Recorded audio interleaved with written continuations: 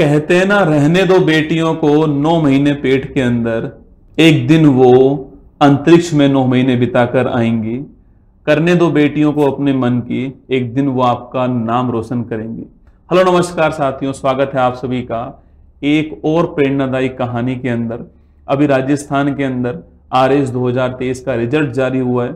सारी ही कहानियां प्रेरणा देने वाली हैं, लेकिन एक शख्सियत मेरे साथ में उपस्थित हैं जो कि खास तौर से बेटियों के लिए बहुत ही मोटिवेशन होने वाला है आज।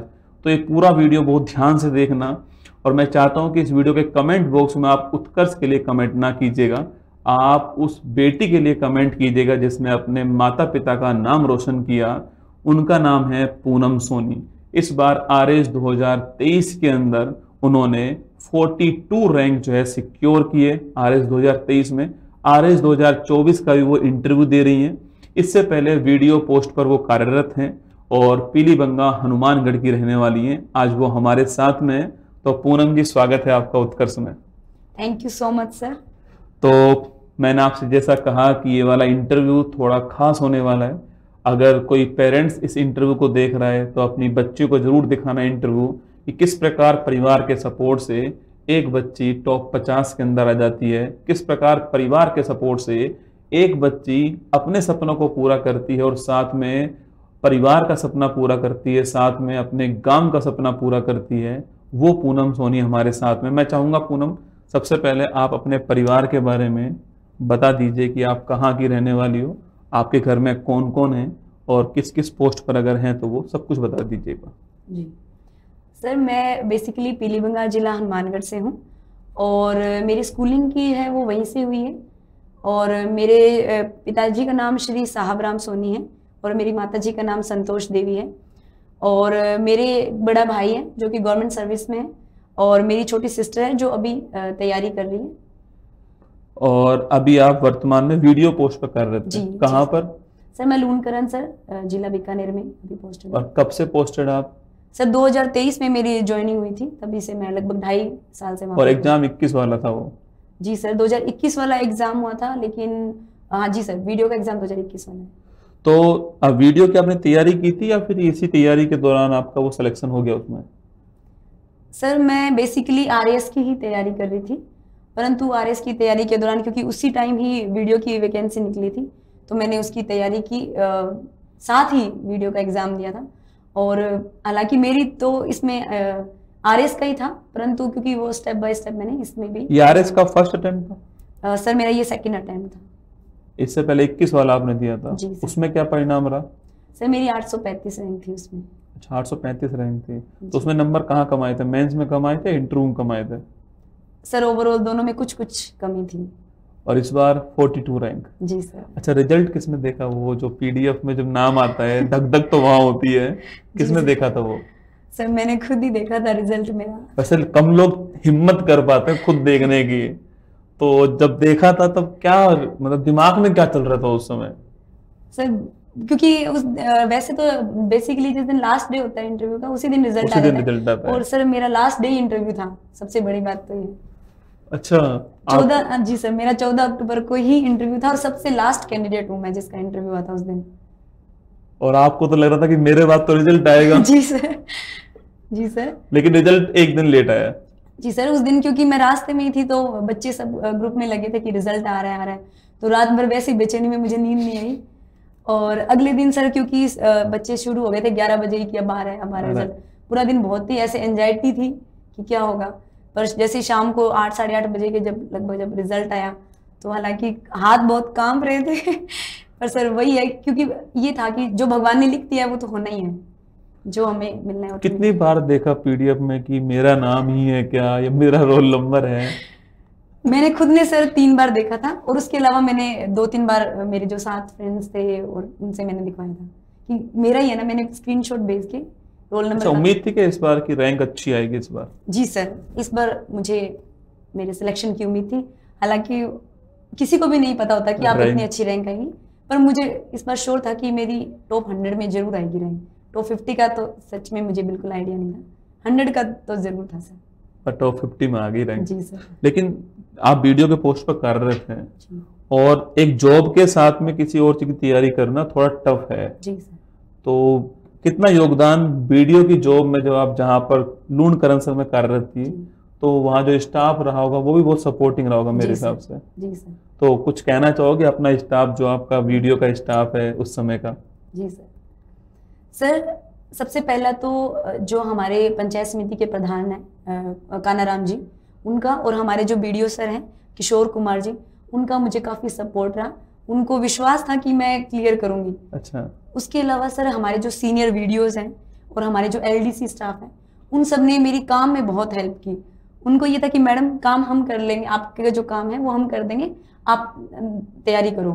एक छोटी बहन की तरह सर उन्होंने हमेशा मुझे मोटिवेट किया, आगे बढ़ने के लिए मुझे सपोर्ट किया और काम में मेरी बहुत हेल्प की। बहुत, अब तो बहुत प्राउड फील हो रहा होगा उनको। बहुत सर, ऐसे लग रहा है जैसे वो फैमिली मेंबर्स जैसे खुश होते हैं, उतनी ही खुशी है उनको भी मेरे सिलेक्शन की।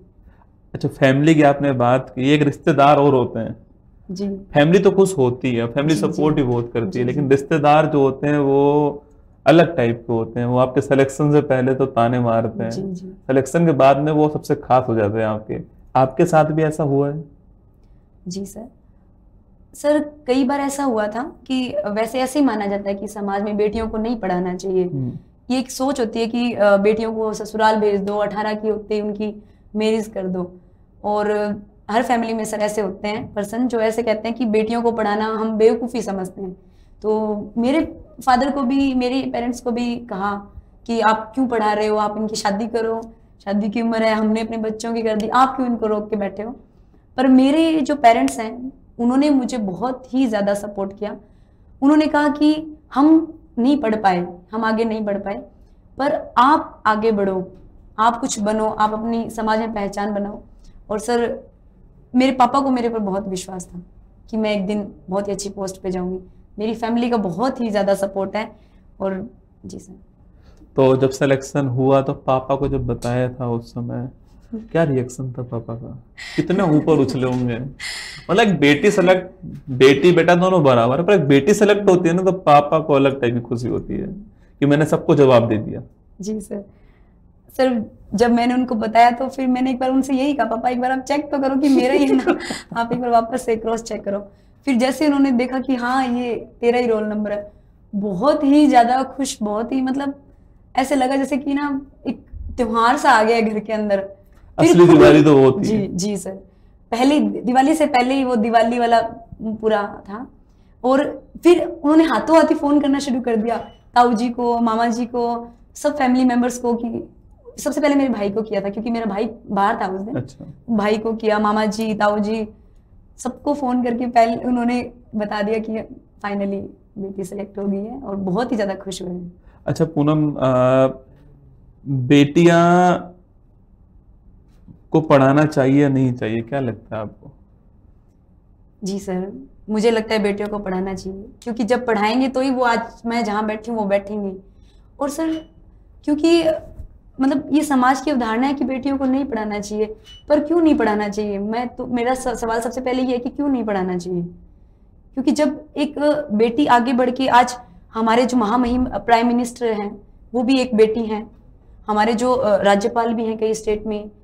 आज सर हम सुनीता विलियम जी के बारे में पढ़ते हैं, तो जब वो आगे जाके नाम रोशन कर रही है, अभी ऑपरेशन सिंदूर में हमने व्योमिका सिंह जी के बारे में पढ़ा, जब वो बेटियां आगे बढ़ के नाम रोशन कर रही है अपने पेरेंट्स का, अपने देश के लिए इतना कुछ कर रही है, तो सर हर बेटी को ये हक है कि वो अपने सपनों को पूरा करे, देश में अपना योगदान दे। बहुत जरूरी है एक्चुअली। मैं चाहता हूं कि राजस्थान के अंदर भी ये बात हो कि बेटियां भी किसी से कम नहीं है ना, हमारी बेटियां क्या बेटों से कम है? जी सर। तो बेटियां भी बहुत जरूरी है। अच्छा, आपने इससे पहले ग्रेजुएशन में क्या किया? बीए किया हुआ है, बीएससी किया हुआ है? सर मेरी ग्रेजुएशन ना बीएससी में, बीएससी किया हुआ है महारानी कॉलेज जयपुर से। ओके, फिर एमएससी? जी सर, एमएससी सर मेरी किस सब्जेक्ट में किया हुआ था? जी सर, केमिस्ट्री से की हुई है। केमिस्ट्री से किया हुआ। तो फिर आपने उसके बाद में कोई टीचिंग में कोई ट्राई नहीं किया? सर मैंने एमएससी के बाद में नेट जेआरएफ की तैयारी की थी, और नेट जेआरएफ के लिए मुझे मेरा फ्रेंड है भरत शिवनानी, उसने बहुत ही ज़्यादा मेरी हेल्प की। First attempt, second attempt no result, third attempt में खुद के नोट्स दिए, खुद मतलब मेरी इतनी हेल्प की हर चीज में, और मैंने ऑल इंडिया 49 रैंक के साथ मेरा नेट जेआरएफ जी सर।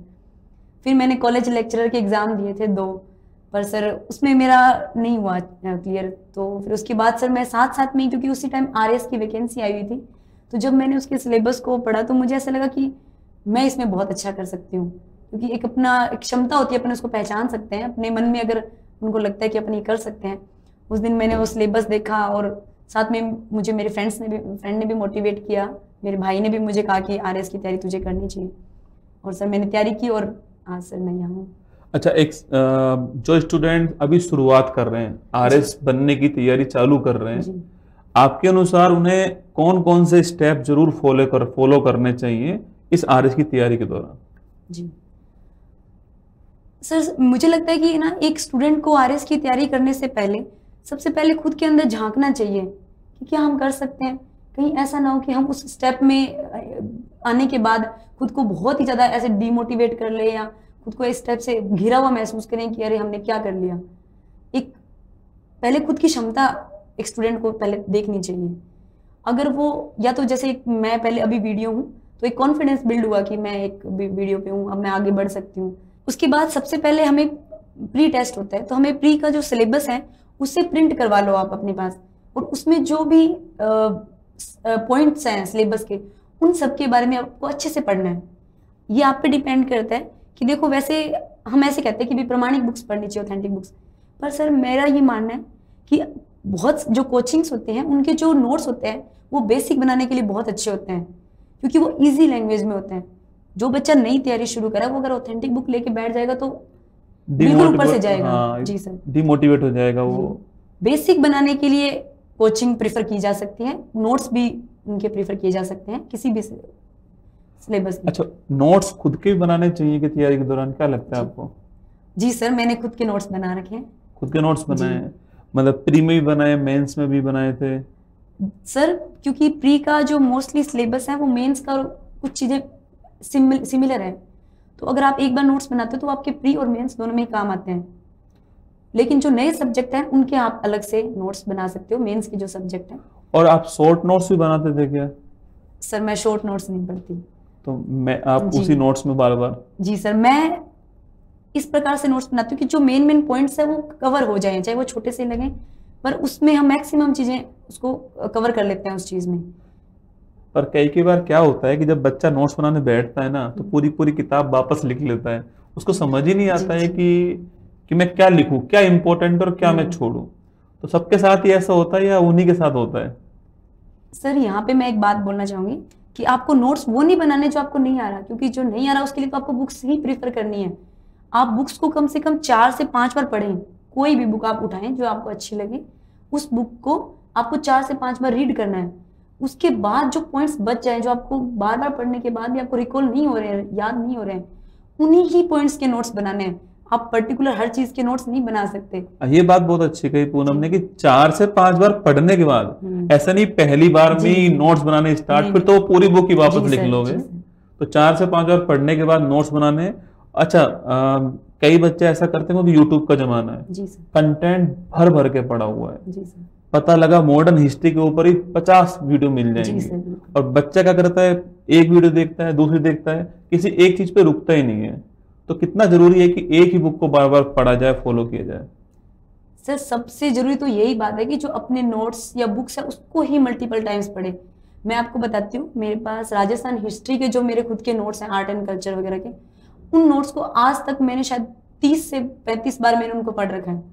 मैं अपने ही नोट्स पढ़ती हूँ। और जैसे आपने कहा कि यूट्यूब की वीडियोस, जी सर मैं आपको बताना चाहूंगी, मैं उत्कर्ष की जो मैराथन क्लासेस होती हैं मैं वो हमेशा देखती हूँ, क्योंकि कई बार ऐसे होता है कि आप थोड़ा सा आलसी हो जाते हो, आपको ऐसा लगता है कि नोट्स नहीं पढ़े जा रहे, तो मैं लेटे लेटे वो मैराथन क्लास चलाती हूँ, रिवीजन कर लेती हूँ। जो आप एक्स्ट्रा कोई पॉइंट बताते हैं सर, उनको मैं अपने नोट्स में उसी जगह पे लिख लेती हूँ जहाँ पे वो टॉपिक है। पर आप पढ़ती अपने नोट्स ही बार बार। और सर एक बात यहाँ पे मैं बोलना चाहूंगी, मेरी जो ज्योग्राफी सबसे अच्छी है वो मधुसूदन सर की वजह से, जो उत्कर्ष के ही सर थे, उनकी जो ज्योग्राफी पढ़ाने का तरीका है, वास्तव में मेरी जो ज्योग्राफी अच्छी है ना, उन्हीं की वजह से आज मैंने पॉइंट टू पॉइंट्स नोट्स बनाए थे उनकी वीडियोस देख के। मतलब खुद के नोट्स को बार बार पढ़ना है आपको, मल्टीपल टाइम्स। और एक चीज ये भी है, मार्केट में बहुत सारी बुक्स आती हैं, हर दिन नई बुक्स आती हैं, बिल्कुल। और स्टूडेंट सोचते हैं कि हम वो बुक लेके आएंगे और उसमें से कवर कर लेंगे। ऐसा नहीं होता सर, क्योंकि जो खुद के नोट्स हैं या जो भी आप बुक्स पढ़ रहे हो उन्हें ही आपको मल्टीपल टाइम्स पढ़ना है, उसके साथ आपको करंट ऐड करके पढ़ना है।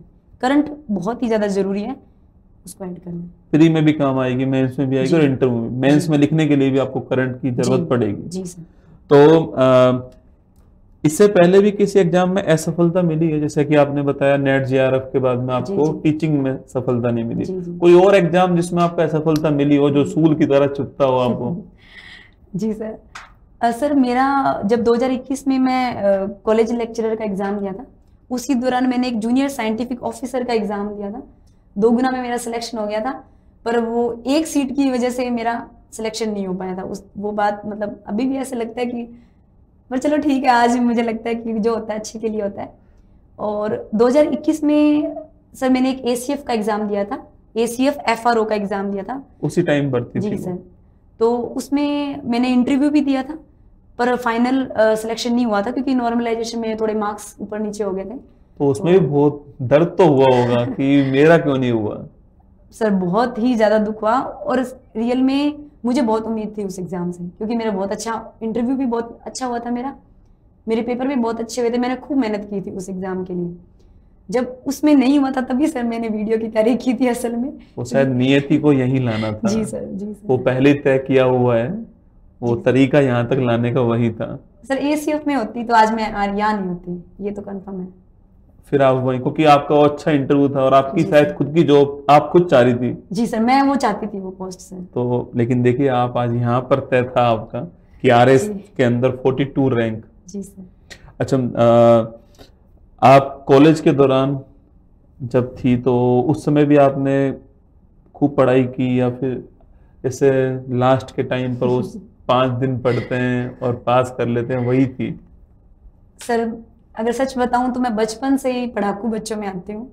मैंने स्कूल में भी हमेशा मैं टॉपर रही हूँ, और 8th 10th 12th, और 12th में मैं तहसील में 3rd रैंकर थी और स्कूल टॉपर थी। और मुझे सर इंस्पायर स्कॉलरशिप भी मिली हुई है, लगभग उस टाइम 80,000 रुपये मिलते थे पर ईयर के, 5 साल तक मुझे मिली थी। लैपटॉप भी मिला था, और मैं कॉलेज में भी सर मैं पढ़ाकू रही हूँ, मेरी अच्छी परसेंटेज मतलब। कौन कह रहा है बच्चों को नहीं पढ़ाना चाहिए? बच्चे तो खुद ही पढ़ रही हैं। मतलब इंस्पायर, लैपटॉप, सब कुछ तो वैसे ही मिल रहा है। तो कॉलेज में कोई ऐसी मैम या कोई सर जो आज भी आपके लिए रोल मॉडल की तरह हो, या फिर जिन्होंने खूब सपोर्ट किया हो, जिनको लगता हो कि पूनम कर सकती है? जी सर, मैं जब अजमेर में कॉलेज में पढ़ रही थी, और तब वहाँ पे सर हमारी कॉलेज लेक्चरर थे डॉक्टर गीता शिवनानी मैम, और उन्होंने सर मुझे RS के लिए काफ़ी मोटिवेट किया। उन्होंने मुझे मेंस के टाइम पे भी वो मेरी कॉपी चेक करते थे सर, मैं उनको PDF बना के भेजती थी, और वो मुझे कॉपी चेक करके उन्होंने मुझे करंट के लिए सबसे ज़्यादा, अगर किसी ने मुझे कहा होगी आपको करंट इसमें ऐड करना है, मेंस में कैसे लिखना है, क्योंकि वो खुद पहले भी RPSC में इंटरव्यू ले चुकी हैं, कॉपी वगैरह चेक कर चुकी है, तो उनको इस चीज़ का एक्सपीरियंस था। तो उन्होंने मुझे कहा कि आपको इस तरीके से इस आंसर में आपको और अच्छा करना है, इसमें ये चीज़ ऐड करो, आपका और अच्छा आंसर होगा। और इंटरव्यू में भी सर उन्होंने मुझे काफ़ी सपोर्ट किया कि आपको ऐसे कॉन्फिडेंट रहना है, इस टाइप से बोलना है, जवाब देना है। और इसके अलावा सर एक उड़ान फ्री एजुकेशन इंस्टीट्यूट है गंगानगर में, वहाँ पे डॉक्टर चंद्रपाल जांदू सर हैं, वो भी असिस्टेंट प्रोफेसर है वहाँ के। उन्होंने सर मेरी सेम मेंस में भी और इंटरव्यू में भी उन्होंने मेरी बहुत ही ज़्यादा हेल्प की, और वो गंगानगर में बच्चों के लिए फ्री एजुकेशन चलाते हैं, इंस्टीट्यूट चलाते हैं। बिल्कुल। अच्छा, पूनम का फेवरेट फूड क्या है सर जो मुझे सबसे मतलब ऐसा हो कि जो आ जाए तो मैं खा ही लूंगी, बस उसके लिए मना नहीं करूंगी? जी सर, मेरे पापा को पता है सर कि मुझे जलेबी बहुत पसंद है। जलेबी? जी सर, मैं घर जाती हूँ तो वो रास्ते में मुझसे पूछते हैं कि जलेबी लेके चले क्योंकि उनको पता है कि मुझे पसंद है, और कई बार तो पूछते भी नहीं है, वो खुद उनको पता है कि मुझे पसंद है, तो वो लेके आते हैं हमेशा। और फेवरेट फिल्म कौन सी है? कोई सॉन्ग, फिल्म, कुछ भी जो फेवरेट हो, जिसको आप सुनते हो, खाली बैठे हो तो सुनते हो? सर मैं अगर खाली होती हूँ तो मुझे पंजाबी गाने सुनना बहुत पसंद है, क्योंकि हमारे साइड कल्चर है पंजाबी गानों का, हनुमानगढ़। और मुझे पंजाबी गाने सुनना बहुत पसंद है। M.A. विर्क मेरा फेवरेट सिंगर है। अच्छा, कोई फेवरेट सॉन्ग? जैसे सर अमेर विर्क का वो गाना है तेरा हंसना भी तेरा जन्नत हंसना। है, तेरा ताबीज जन्नत है, वो वाला गाना मुझे बहुत पसंद है। अच्छा, पूनम जी, सफलता के लिए कौन से 3 मंत्र हो सकते हैं जो हर स्टूडेंट को, हर टॉपर भी फॉलो कर चुका है और हर स्टूडेंट को फॉलो भी करने चाहिए, ऐसे 3 बातें सफलता के लिए? जी सर, सबसे पहला जो मेरा मानना है वो अनुशासन। डिसिप्लिन। जी सर, अनुशासन एक बच्चे में होना चाहिए। ये नहीं है कि आप कितने बजे उठ रहे हो, कभी भी लाइब्रेरी अगर आपको जाना है, कहीं भी आप पढ़ रहे हो, इंस्टीट्यूट भी अगर आपने ज्वाइन कर रखा है तो आप सोच रहे हो कि आज मैं नहीं जाऊंगा, ऐसा कुछ नहीं होना चाहिए।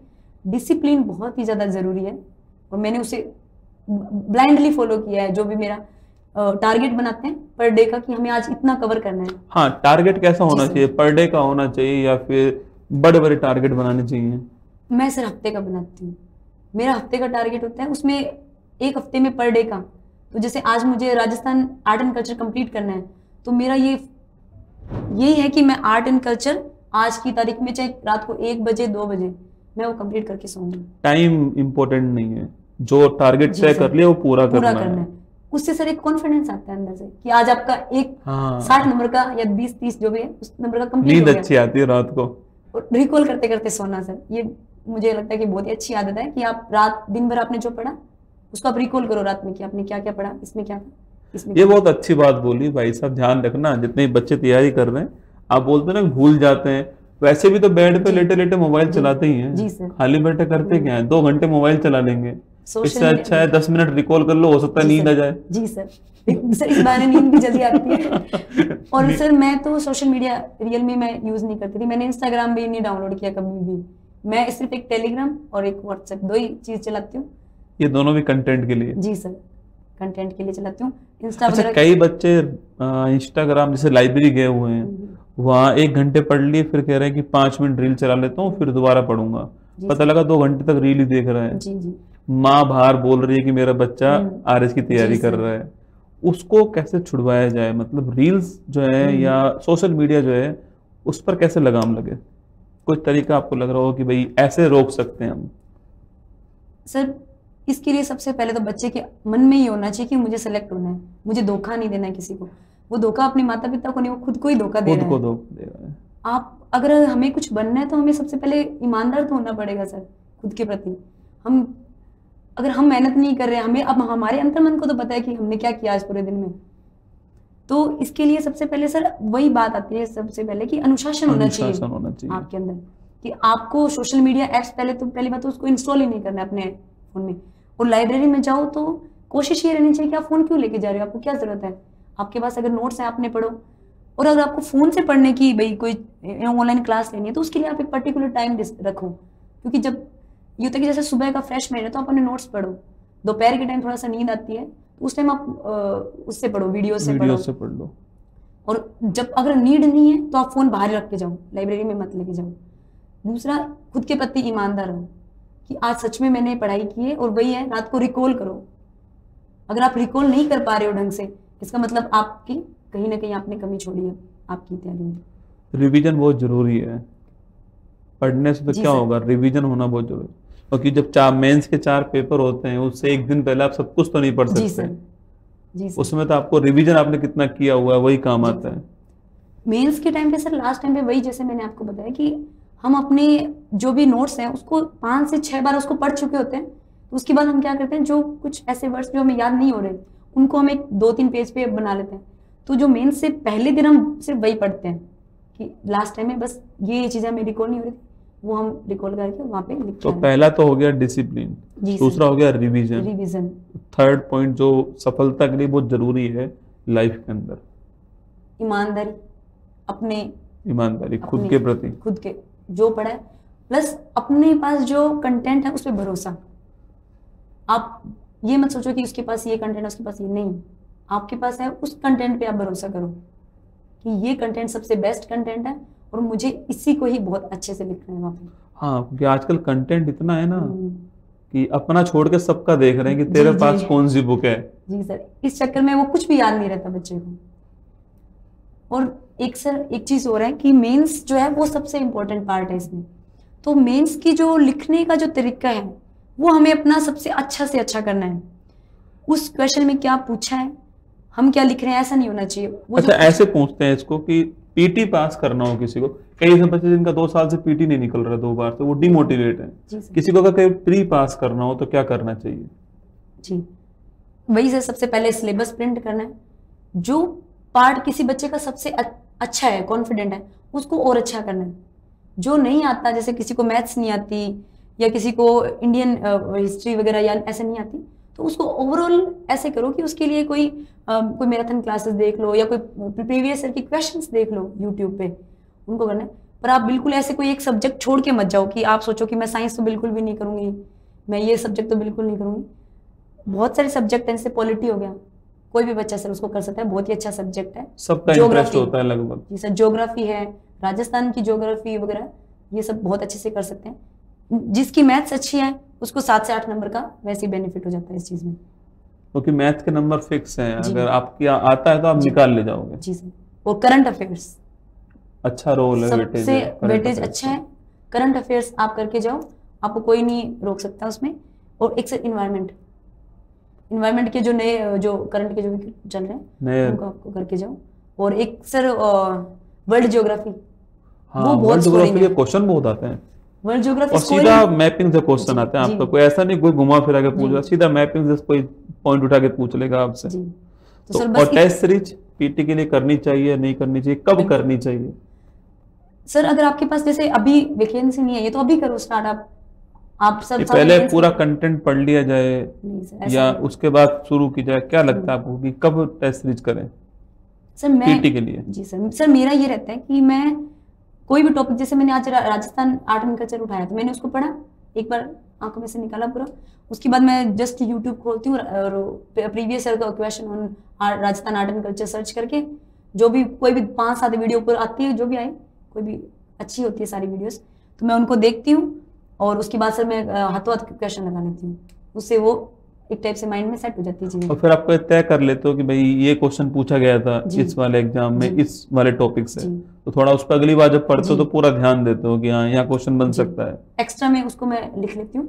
और अगर अपने ऑफलाइन टेस्ट सीरीज देना सर बहुत जरूरी है, आप चाहे किसी भी इंस्टीट्यूट की आप फॉलो करो, वो माहौल को, पेपर का जो माहौल है। और सर ओएमआर शीट, बच्चे ओएमआर शीट भरने में बहुत गलती करते हैं, 4 से 5 नंबर का वही, क्योंकि ऊपर नीचे भर देते हैं गोले।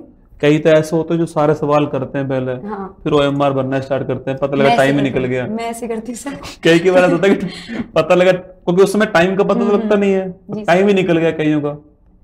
सर मैं उसके लिए एक स्ट्रेटजी है मेरी, मैं जो भी मुझसे पूछता है मैं उनको ये कहती हूँ कि आप सबसे पहले पेपर को खोलो और फर्स्ट क्वेश्चन से लगो आप, और आप करते जाओ, जो आपको 100% आप श्योर हो उस पर टिक करते जाओ, जो नहीं आ रहा आपको उस पर एक बार छोटा सा गोला कर देती हूँ कि भाई ढूंढना ना पड़े, क्योंकि टाइम वेस्ट होता है ढूंढने में, गोला कर देते हैं, जो नहीं आ रहा एक बार आ गया वापस आओ, वापस से शुरू करो, जो गोला बना हुआ है उन क्वेश्चन को वापस से आप देखो, और अगर उसमें से आपको 10-15 क्वेश्चन आराम से ऐसे निकलते हैं जो आपको आएंगे, वो उसमें से उन पे टिक करते जाओ। उसके बाद ओएमआर भरो, जस्ट 2 राउंड लगा के ओएमआर भरो आप अपनी सावधानी से, फिर बाकी दिमाग बाद में लगाओ, पर आपको श्योर हो जाता है। फिर आप मतलब फिर 3rd राउंड पे जाओ आप कि अब ये क्वेश्चन बच गए मेरे, अब इसमें से मैं अपना कुछ देखता हूँ कि कोई थोड़ा तुक्का लगे, एलिमिनेट करना है, तुक्का करना है, जो भी करना है। ये तो पीटी का, ये पीटी का हुआ। जी सर। पीटी के बाद में राइटिंग की बात करी, राइटिंग इसकी सबसे महत्वपूर्ण चीज है मेंस में, कब चालू करें? सर मैं ये कहती हूँ कि अगर आप वैकेंसी आने से पहले ही करो सबसे पहले तो, क्योंकि नए बच्चे हैं वो 3 महीने में कोर्स कंप्लीट नहीं कर सकते मेंस का, क्योंकि सिलेबस बहुत वाइड है, बहुत बड़ा है। तो आप पहले ही करो। अगर आप पहले भी नहीं कर पा रहे तो 3 महीने के बाद, अगर आप जस्ट ही आपका प्री क्लियर हुआ है तो आपको उसके अगले दिन से ही आप पढ़ो, और उसको जो भी आपने पढ़ा उसको चाहे शाम को आप 2 ही चीज क्वेश्चन लिख के अपनी मर्जी से कोई 2 क्वेश्चन बनाओ, और चाहे 2 ही क्वेश्चन लिखो, आप उसको लिखो कि आपको सच में वो चीज लिखना जरूरी है। जी सर, क्योंकि वहाँ पे बच्चों के पेपर कंप्लीट नहीं होते मेंस में। हाँ, पेपर कंप्लीट नहीं होता है, स्पीड्स, और पता लगता है कि आपको फ्लो कैसे रखना है। हर हफ्ते एक बड़ा टेस्ट कंपल्सरी, मेंस में टेस्ट जरूरी है। जी सर, मेंस में टेस्ट आप टेस्ट सीरीज ज्वाइन की हुई थी या फिर आप कहीं किसी भी पेपर को प्रिंट करा लेती थी और फिर लिखती थी, ऐसे करती थी आप, कैसे था? सर इसके लिए मैं इंस्टीट्यूट की टेस्ट सीरीज फॉलो करती थी, उसमें वो इंस्टीट्यूट टेस्ट लेता था, तो मैं वहाँ पे हफ्ते जो टेस्ट होते थे वो हम उनके लिख के आते थे, और उसके बाद सर हमारी रैंकिंग वगैरह आती थी उस हिसाब से। अच्छा, कोई ग्रुप भी बनाया हुआ था कि आप उसमें भेजती थी या कोई और भेजता था, आप चेक करती थी, ऐसा कुछ था क्या? जी सर, इसके लिए सर जब 21 वाला दिया था तब मैं और मेरी रूममेट और उसका एक मतलब नोन था, तो हम तीनों ही मेंस की तैयारी कर रहे थे। तो हम क्या करते थे कि खुद से डिसाइड कर लिया कि आज हमें इस चीज़ के 2 चैप्टर पढ़ने हैं। उसके बाद रात को वो टेस्ट बना के भेजते थे, फिर हम दोनों लिखते थे, टेस्ट लिख के एक दूसरे के साथ एक्सचेंज करके वो मेरी कॉपी चेक करती। मेरी रूममेट थी पूनम बिश्नोई, वो अभी पटवारी की पोस्ट पे है, सिरोही में पोस्टेड है, तो वो मेरी कॉपी चेक करती थी, मैं उसकी कॉपी चेक करती थी। फिर हम दोनों थर्ड पर्सन को अपनी कॉपी भेजते थे और थर्ड पर्सन की कॉपी हम चेक करते थे। तो इस टाइप से हम खुद से ही सोचते थे कि आज हमें ये पढ़ना है और इसका हमें टेस्ट देना है। अच्छी संगति का होना कितना जरूरी है सफलता में? जी सर, अच्छी संगति का होना इसलिए जरूरी है कि आप उनसे मोटिवेट होते हो। कई बार ऐसे होता है कि आप खुद डिमोटिवेट हो जाते हो, कहीं जाके आपको लगता है कि सिलेबस कवर नहीं हो रहा, तो जो साथ वाला है वो आपको कहेगा कि नहीं हम कर लेंगे, और एक नई स्ट्रेटजी अपन उस टाइम बना सकते हैं। जैसे कि वो आपको बोलेगा कि चलो ठीक है, ये नहीं हो रहा, इसको छोड़ो, आप इस चीज़ को करो, ये सब्जेक्ट आपसे नहीं हो रहा तो आप दूसरा सब्जेक्ट करो। और दूसरा, हेल्दी कंपटीशन एक दूसरे के साथ। जैसे कि अभी 2023 वाली वैकेंसी में हम जिस पीजी में रहते थे, तो मेरे साथ मेरी फ्रेंड थी अवंतिका और प्रवीण और मैं, हम तीनों एक ही पीजी में रहते थे और सेम लाइब्रेरी में जाते थे, और हम तीनों की ही अच्छी रैंक है। अवंतिका की 15वीं है, प्रवीण की 27वीं रैंक है और मेरी 42 है। हम तीनों सेलेक्ट हो गए? जी सर, और हम तीनों साथ ही मतलब लगभग जाते थे, एक ही टाइम पे लाइब्रेरी जाते थे। रात को 11 बजे साथ ही आते थे हम तीनों, और रात को आते रहे मम्मी ऐसे पूछते थे कि अच्छा आज ये पढ़ा था, ये सर ने ये क्वेश्चन दिया, इसका क्या आंसर होगा, तो हम एक दूसरे से पूछते थे। तो इस चीज का बहुत फर्क पड़ा सर। इस बार मेंस की कट ऑफ इतनी कम क्यों गई, क्या लगता है, क्या रीजन होगा उसका पीछे? वर्तमान में जो आरपीएससी है वो यूपीएससी का पैटर्न फॉलो कर रही है। पहले एक वैकेंसी पूरी होने में काफी टाइम 3 से 4 साल लग जाते थे, पर अब बैक टू बैक वैकेंसीज आ रही है, तो बच्चों को मेंस प्रिपरेशन के लिए टाइम नहीं मिल रहा है।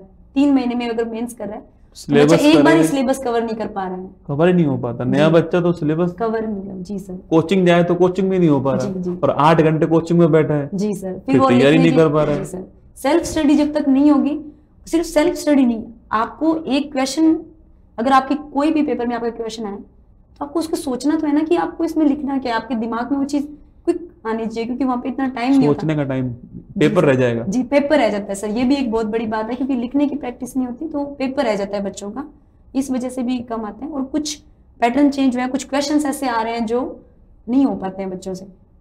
सेल्फ स्टडी करनी ही पड़ेगी आपको।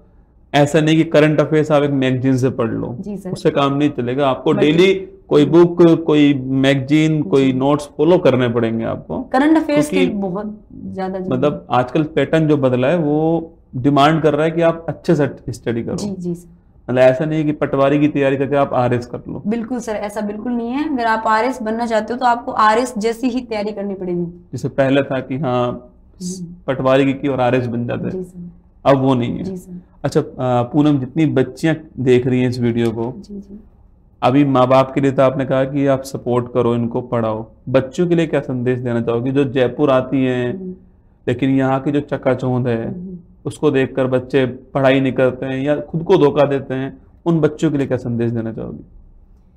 मैं उनसे यही कहना चाहूंगी कि आपके पेरेंट्स ने आपको एक सपना लेके यहाँ भेजा है, और आपका खुद का भी तो वो सपना है।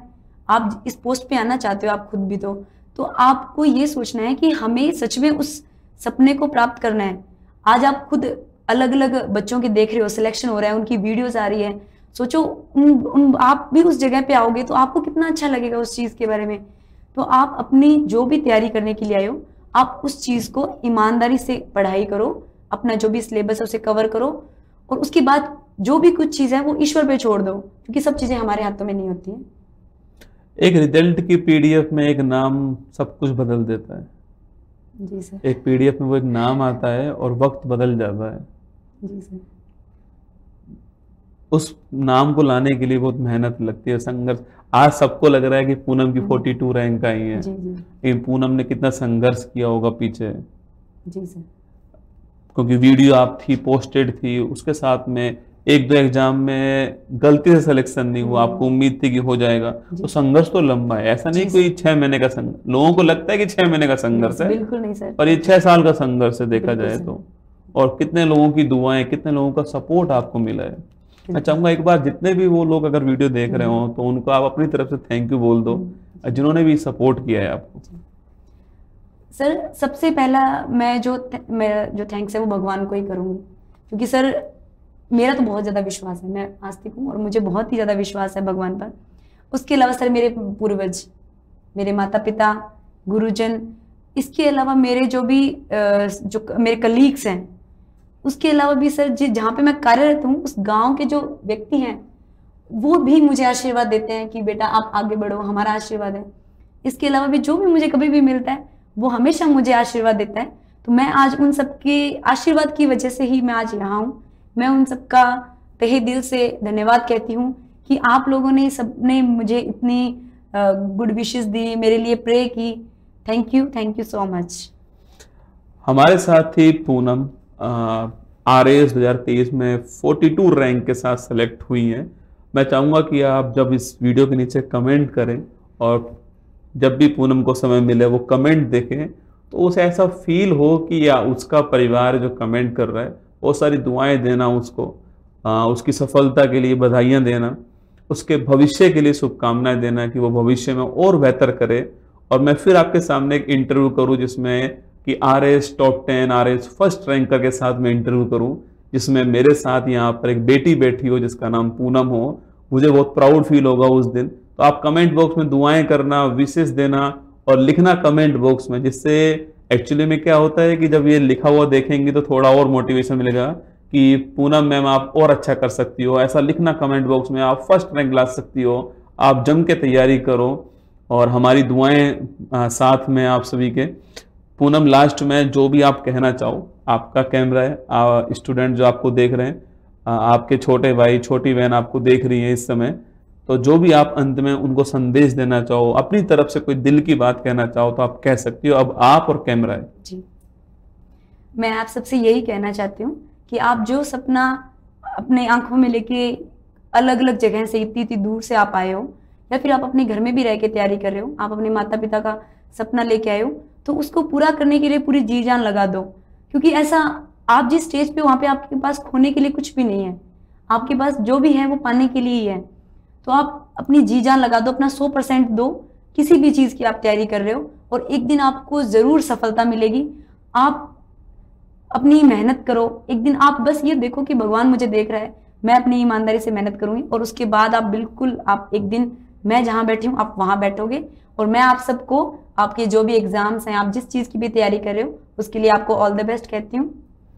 बिल्कुल, मुश्किल नहीं दुनिया में कुछ भी, तू जरा हिम्मत तो कर, ख्वाब बदलेंगे हकीकत में, तू जरा कोशिश तो कर। एक कोशिश पूनम के द्वारा की गई थी और वो कोशिश आज जो है वो रैंक 42 में कन्वर्ट हो चुकी है। RAS 2023 के अंदर नियति ने तय किया हुआ था कि पूनम को RAS के अंदर सेलेक्ट करना है, लेकिन नियति के साथ में पूनम की भी मन से इच्छा थी, दृढ़ इच्छा थी कि मुझे RAS बनना है। और आज देखिए दोनों का संयोग हुआ, दोनों का संगम हुआ और आज पूनम सेलेक्ट हो चुकी है RAS 2023 के अंदर 42 रैंक के साथ में। आप भी जमकर मेहनत कीजिएगा, खूब तैयारी कीजिएगा, अपने माँ बाप का सपना पूरा कीजिएगा, अपने पिता का सिर जो है वो फक्र से ऊंचा कीजिए। यही हमारी शुभकामनाएं आप सभी को है। ऑल द बेस्ट आप सभी को। जय हिंद।